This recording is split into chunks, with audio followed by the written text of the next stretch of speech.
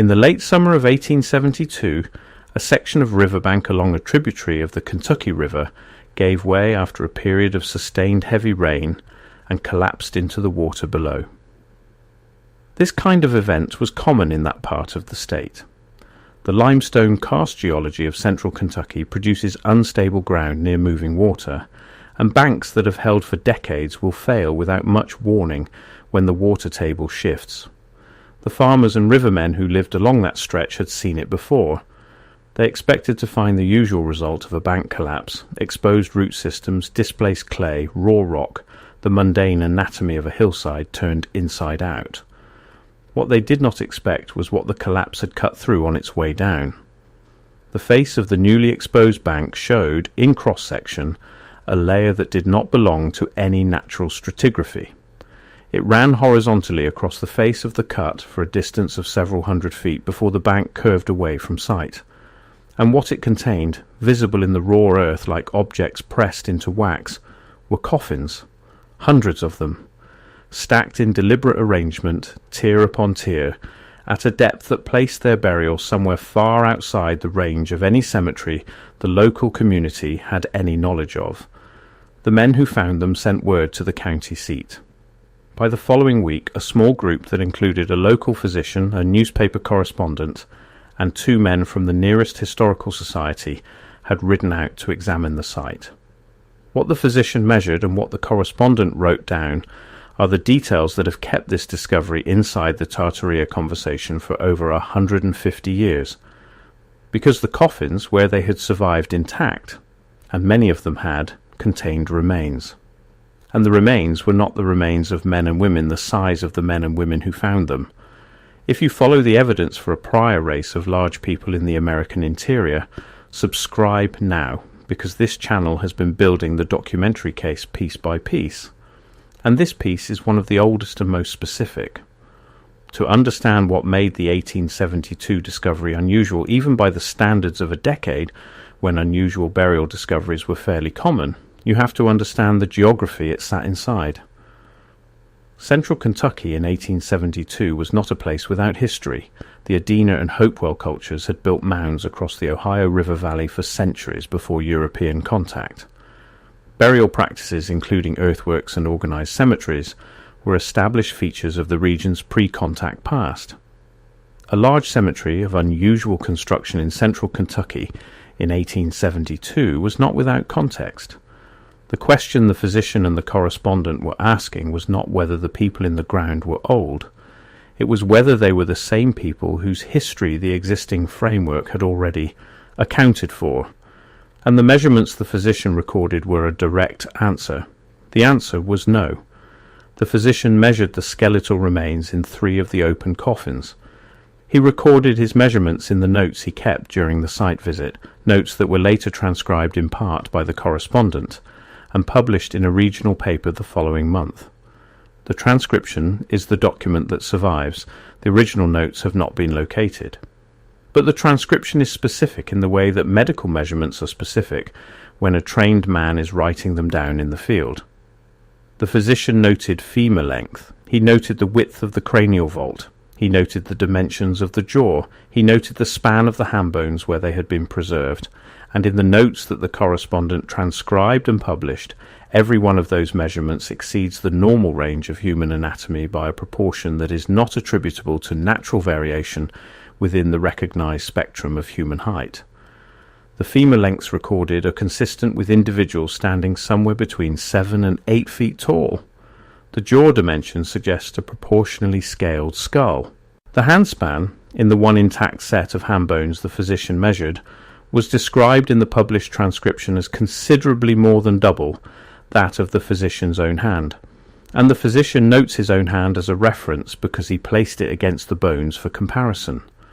This is the moment the Tartaria researcher arrives at with particular attention, because the question the discovery forces is not archaeological at its deepest level. It is a question about what kind of people built the world that preceded the world we were given.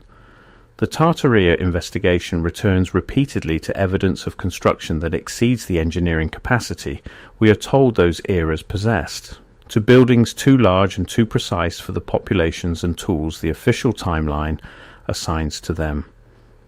One of the arguments the investigation makes is that the people who built at that scale may themselves have been larger than the people who came after them. Not mythologically larger, measurably larger. Large in the way that a femur is large, in the way a jawbone is large, in the way that the hand bones the physician placed his own hand against were large in a proportion a trained eye does not mistake. The newspaper account describes more than the skeletal measurements. It describes the coffins themselves. They were made of a material the correspondent calls stone, and the physician describes more precisely as a fired ceramic composite, meaning it was not raw stone but a processed material, formed and hardened by a technique that the physician, who had travelled and seen a range of construction methods, said he did not recognize from any contemporary or historically familiar craft tradition. The coffins were not carved from solid rock. They were formed from a material that had been prepared and shaped and then hardened, and the forming was precise enough that the lids fit their bases with a closeness the physician tested with a knife blade in several places and found consistent. A knife blade could not be inserted between lid and base at any point he tested. In the wet and acidic soil of a Kentucky riverbank, that fit had held for a period the physician estimated, based on the depth of the burial layer and the rate of sediment accumulation he observed in the surrounding stratigraphy, at somewhere between several centuries and considerably longer. He was not a geologist, and he did not pretend precision in this estimate. He simply noted that the burial layer was not recent, and that the preservation of the coffin material under the conditions it had occupied was itself remarkable, suggesting a manufacturing process more durable than anything in current use. The grave goods, where they were present, added a further layer of difficulty for the standard archaeological framework. The correspondent describes objects of metal that he could not identify by alloy or technique. He describes what appears to be a fitted garment fragment, preserved by the same conditions that had protected the coffin material, woven in a pattern he characterizes as unlike any textile currently produced.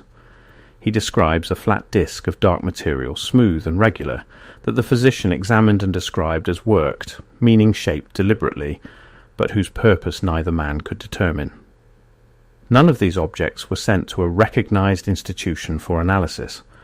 The correspondent notes that the men present at the site made informal divisions of the smaller grave goods among themselves, a common practice in 1872 that represents the loss of evidence the Tartaria researcher encounters in every major 19th century discovery. The objects are gone. The coffins, which were not portable, were left in the bank, and subsequent flooding in the seasons that followed brought down more of the riverbank and buried the site again under new debris, making later access difficult and eventually, as far as any research into the question has been able to determine, impossible.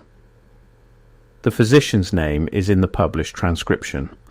The newspaper it was published in is in the secondary record, though the specific issue has not been located in the available digitized archives of Kentucky papers from that period. The correspondent's name is also in the secondary record, and he wrote 2 other accounts of unusual discoveries in the region in the following decade, which means he was not a one-time sensationalist but a local journalist with a sustained interest in archaeological matters. None of this constitutes verification of the measurements themselves. A correspondent transcribing a physician's field notes can make errors. A physician measuring skeletal remains in a collapsed riverbank without laboratory conditions can make errors. The Tartaria researcher acknowledges this. What the Tartaria researcher asks is that you take the documented pattern seriously, because the 1872 Kentucky discovery is not the only discovery of its kind in the American record. It is one of dozens, and the dozens share not just the anomalous dimensions but the fate of the evidence. The objects are distributed or lost. The sites are reburied or inaccessible. The Smithsonian Institution appears in the secondary record of a significant number of these discoveries as the terminal destination of skeletal material that was subsequently never publicly analysed and never publicly displayed. This pattern has been noted by researchers with no attachment to the Tartaria framework. It has been noted by independent historians of American archaeology who consider it an open and troubling question, regardless of what explanation is eventually offered. The explanation the Tartaria investigation offers is consistent and specific. The record of large people in the American interior is not a record of myth or exaggeration. It is a physical record, in the ground, under the rivers, in the collapsed banks and the open mounds, and the disturbed building sites of a continent that was being rapidly developed across the second half of the 19th century, and whose development kept breaking into evidence of a prior population that did not fit the story of a land discovered and civilized for the first time. Managing that evidence was not a conspiracy in the dramatic sense. It was an administrative response to a recurring problem. The problem was that the evidence, if fully acknowledged, did not support the narrative of an empty continent awaiting civilization. It supported a different narrative entirely. A narrative in which the continent had been civilized before at a scale and sophistication that exceeded what the arriving culture was prepared to acknowledge, by people whose physical remains suggested they were not the ancestors of any population the new taxonomy recognized. That is not a comfortable problem for an institution to have, and institutions that have uncomfortable problems have always reached for the same tool. The tool is the archive. The tool is the collection room that is not publicly accessible. The tool is the transfer request that goes in and the analysis report that does not come out. The tool is the pattern of silence that the Tartaria researcher has been mapping, discovery by discovery, state by state, decade by decade since the question was first seriously asked. The Riverbank in central Kentucky has not been formally excavated in the century and a half since the collapse exposed what was inside it. Subsequent flooding changed the terrain. The precise location recorded in the correspondence account does not match any currently marked archaeological site in the state database. This is not evidence of cover-up by itself. Archaeological site recording in Kentucky in 1872 was not systematic. Locations were described by landmark and proximity rather than coordinate, and the landmarks of 1872 do not always survive to the present. The site may simply have been lost in the way that sites are lost, through the accumulation of time and the absence of institutional memory. But the Tartaria researcher notices, as always, that the loss is directional. What survives of the 1872 discovery is the newspaper transcription, which is second-hand, and the secondary references that cite it, which are further removed still.